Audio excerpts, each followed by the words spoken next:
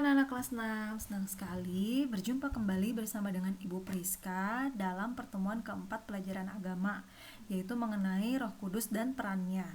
Nah, anak-anak, perhatikan baik-baik ya setiap penjelasan yang akan Ibu berikan melalui video pembelajaran. Nah, anak-anak, Ibu Priska akan menjelaskan ada 3 peran Roh Kudus yang akan Ibu Priska jelaskan kepada kalian.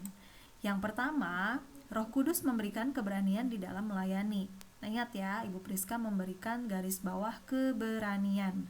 Jadi, kalian perlu tahu bahwa salah satu peran daripada Roh Kudus yaitu adalah memberikan keberanian di dalam melayani. Nah, kita bisa lihat ini di dalam Kisah Para Rasul 2 ayat 13. Pada waktu Roh Kudus dicurahkan dan murid-murid mulai berbicara dalam bahasa lain, muncul tuduhan bahwa murid-murid sementara mabuk anggur. Namun, di dalam Kisah Para Rasul 2 ayat 14, bangkitlah Petrus dengan ke-11 rasul itu, dan dengan suara nyaring dia berkata kepada mereka, "Hai kamu orang Yahudi dan kamu semua yang tinggal di Yerusalem, ketahuilah dan camkanlah perkataanku ini." Nah, anak-anak, kira-kira pada bagian mana ya peran Roh Kudus memberikan keberanian kepada para rasul? Ayo, coba kalian pikirkan ya jawabannya. Ibu Priska akan memberikan waktu 5 detik untuk kalian bisa berpikir. 1, 2, 3, 4, 5. Nah, pasti sudah ada di antara kalian beberapa yang sudah tahu nih. Kira-kira di bagian mana Roh Kudus memberikan keberanian? Benar sekali, Roh Kudus memberikan keberanian di dalam melayani ada di bagian dimana ketika Petrus bersama dengan 11 rasul mengatakan dengan suara nyaring bahwa mereka ini tidak mabuk, begitu ya. "Hei kamu orang Yahudi dan kamu semua yang tinggal di Yerusalem, ketahuilah dan camkanlah perkataanku ini," begitu ya. Nah, kita perlu sama-sama mengetahui bahwa apa yang dilakukan dan apa yang terjadi itu sebenarnya bukan murid-murid itu bukan mabuk, begitu ya. Tetapi pada saat itu adalah peristiwa di mana Roh Kudus itu dicurahkan, begitu. Dan kita bisa melihat bersama-sama di dalam Kisah Para Rasul 2 ayatnya yang ke-14 itu, orang-orang ini tidak mabuk seperti yang kamu sangka karena hari baru pukul 9, begitu ya. Jadi mereka ini bukan mabuk, tetapi mereka ini mendapatkan pencurahan Roh Kudus, begitu ya. Dan disinilah keberanian yang boleh Petrus dan ke-11 rasul itu munculkan, bukan semata-mata karena keberanian yang mereka miliki, bukan, tetapi itu semua karena Roh Kudus yang memberikan keberanian untuk bagaimana Petrus dan ke-11 rasul itu menyatakan suatu kebenaran bahwa itu bukan hal di mana mereka sedang mabuk, tetapi Petrus dan para murid-muridnya itu ya sedang mengalami namanya pencurahan Roh Kudus, begitu ya. Dan ini semua karena Roh Kudus yang memberikan keberanian sehingga mereka berani untuk menyatakan kebenaran kepada orang-orang yang sudah menuduh mereka, seperti itu. Nah, peran yang kedua adalah Roh Kudus memberikan kemampuan ya. Nah, kita bisa lihat ini di banyak khotbah Petrus ya, yang dia sampaikan kepada jemaat. Petrus itu tidak hanya menyampaikan sekedar khotbah biasa, tetapi ada begitu banyak kutipan dari kitab suci yang Petrus ambil. Contohnya, saat ia menolak tuduhan bahwa mereka sedang mabuk anggur, itu Petrus menyampaikannya dengan pendapat yang mendasar. Misalnya itu 1 Tesalonika 5:7, sebab mereka yang tidur waktu malam dan mereka yang mabuk waktu malam, begitu ya. Dan pada saat itu kalau kita lihat di Kisah Para Rasul 2 ayat 15 itu hari baru pukul 9, seperti itu ya. Dan di situ pada saat dia menolak tuduhan itu pun dia bukan hanya menolak sekedar "oh tidak, itu tidak benar", bukan hanya sekedar itu, tapi Petrus juga menyampaikan satu pendapat yang mendasar, yaitu dari firman Tuhan itu sendiri.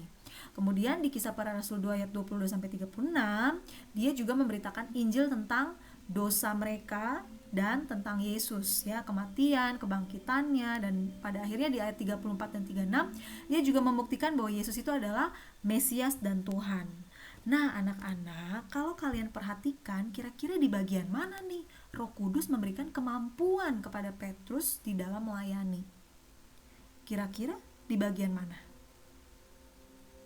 Benar, anak-anak ya. Kalau kalian perhatikan, seorang pengkhotbah yang banyak mengutip kitab suci untuk menyatakan sesuatu, itu berarti bukan sembarang pengkhotbah. Kenapa? Karena dia banyak belajar dan betul-betul apa yang dia mau sampaikan itu bukan semata-mata hanya karena pemikirannya, tetapi ada dasar yang kuat, apalagi dasar itu adalah firman Tuhan. Dan kalau kalian perhatikan, kenapa Petrus bisa sampai seperti ini, sampai sehebat ini begitu ya? Apa karena Petrus yang pintar? Apa karena Petrus yang memang dia banyak belajar? Tentu saja tidak. Ini semua karena peran Roh Kudus yang memberikan kemampuan kepada Petrus untuk bisa berkhotbah dan menyampaikan firman Tuhan kepada banyak orang. Sehingga apa yang Roh Kudus lakukan ini ya, tentunya nanti kalian bisa lihat nih di peran Roh Kudus yang ketiga gitu ya. Jadi di yang kedua ini kalian harus tahu bahwa peran Roh Kudus salah satunya lagi yaitu adalah memberikan kemampuan untuk bisa berkhotbah. Jadi para pengkhotbah yang bisa berkhotbah dengan bagusnya, membawakan firman dengan dasar-dasar firman yang kuat, itu bukan semata-mata bukan karena mereka yang pintar. Ya mungkin mereka pintar, tetapi ada Roh Kudus yang berperan di balik itu semua. Ya, dan ini yang dialami oleh Petrus. Nah, apa sih peran Roh Kudus? Memberikan buah atau hasil dalam pelayanannya. Nah, kita bisa lihat ya anak-anak ya. Jika Roh Kudus memberikan keberanian kepada Petrus dalam pertama menyampaikan firman, kedua kemampuan yang hebat dalam berkhotbah, pasti sudah bisa kita pastikan nih, Roh Kudus juga yang membuahkan hasil. Ya, apa hasilnya? Nah, ini contohnya. Kalau kamu baca di Kisah Para Rasul 2 ayat 37 sampai 38, ini tentang bagaimana ketika ada 3.000 jiwa ya yang memberikan diri dibaptis. Nah, 3.000 itu bukan jumlah yang sedikit. Bayangkan ketika Petrus habis berkhotbah ya, di sini dikatakan ketika mereka mendengar hal itu hati mereka sangat terharu. Lalu mereka bertanya kepada Petrus dan rasul-rasul yang lain, apakah yang harus kami perbuat saudara-saudara? Jawab Petrus kepada mereka, bertobatlah dan hendaklah kamu masing-masing memberi dirimu dibaptis dalam nama Yesus Kristus untuk pengampunan dosa, maka kamu akan menerima karunia Roh Kudus. Ya, ini konteksnya lagi tentang waktu itu pencurahan Roh Kudus ya. Nah, di ayat 41, orang-orang menerima perkataannya itu dan memberi diri dibaptis. Pada hari itu jumlah mereka bertambah kira-kira 3.000 jiwa. Nah, bayangkan, apakah ini karena Petrus yang hebat? Apa ini karena Petrus yang tadi khotbahnya bagus sekali? Tentu saja bukan. Dari awal ketika Petrus sudah diberikan keberanian untuk menyampaikan firman, ya, bahkan kemampuan untuk bisa berkhotbah dengan begitu baiknya, sampai kepada hasilnya, ya, banyak orang yang bertobat, itu semua membuktikan bahwa peran Roh Kudus, ya, peran Roh Kudus di dalam diri para rasul ini, begitu ya. Jadi ini yang betul-betul kita harus pahami bersama-sama. Bukan berarti orang tidak dipenuhi Roh Kudus makanya dia tidak bisa berkhotbah atau mungkin dia tidak bisa menyampaikan firman Tuhan dengan baik. Tetapi mungkin dia belum terpenuhi begitu ya oleh Roh Kudus. Untuk itu bagaimana supaya kita bisa dipenuhi oleh Roh Kudus, supaya kuasa Roh Kudus itu bisa berkuasa dan ada dalam setiap hati kita? Kita harus terus memberikan diri kita untuk mau bersekutu dengan Tuhan. Kalau diri kita saja menolak untuk datang kepada Tuhan, bagaimana Roh Kudus mau bekerja dalam hati kita, ya?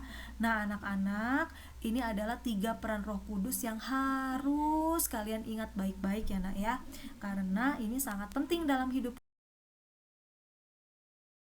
anak-anak ya. Yang pertama, bagaimana Roh Kudus hadir dalam hidupmu, dan pernahkah kamu mengalami suatu pengalaman ketika Roh Kudus bekerja dalam hidupmu?